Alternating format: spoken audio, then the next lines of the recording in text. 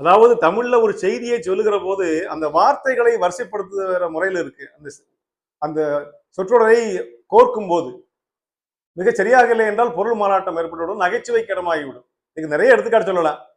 முத்தம்மான்னு ஒரு பொண்ணு, ஒரு அபலை, அவள் ஒரு பாலியல் வன்புணர்வுக்கு ஆளாக்கப்பட்டாள் முனிசாமி என்ற ஒரு மிருகத்தால் என்று வைத்துக் கொள்வோம். இந்த வழக்கு நீதிமன்றத்துக்கு வருகிறது. விசாரித்த நீதிபதி வந்து ராமசாமி.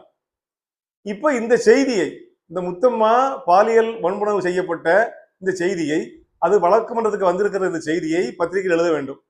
இவன் யோசித்தான், இந்த 3 பேர்ல யார் முக்கியமான ஆளு? முத்தம்மாவா? இல்ல அவள் அபலை பெண், ஐயோ பாவம். இல்ல அந்த முனிசாமியா? அவன் ஒரு மிருகம், வேண்டாம். முக்கியமான ஆள் நீதிபதி முடிவு பண்ணிட்டான். அப்ப அவர் பேருக்கு முக்கியத்துவம் கொடுத்து முதல்ல எழுதணுங்கிறதுக்காக நீதிபதி ராமசாமி முன்னிலையில் முனியசாமி முத்தம்மாவை கற்பழித்த வழக்கு விசாரணைக்கு வந்து எழுதிட்டான். இது நல்லா நீங்க யோசிச்சு பாருங்க. இந்த நீதிபதிக்கும் இந்த கற்பழிப்பு நடந்தது, பாலியல் வன்புணர்வு நடந்ததுக்கு எந்த சம்பந்தமும் கிடையாது. இவர் இப்ப ஐ விட்னஸ் மாதிரி அங்க நிற்கிறார். இவன் போட்ட கண்ணால பார்த்த சாட்சி மாதிரி ஆக்கிட்டாங்க அவரை. நீதிபதி ராமசாமி முன்னிலையில் முத்தம்மாவை முனியசாமி கற்பழித்த வழக்கு எழுதிட்டான். அப்ப ஏன்னா அவர் முக்கியமான ஆள் நினைக்கிறான். அப்ப எப்படி எழுதணும்?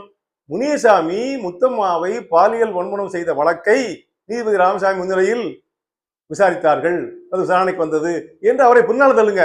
அவரதுக்கு முன்னால முக்கியமான முன்னால போட்டீங்கன்னா பொருள் மாறிவிடும்.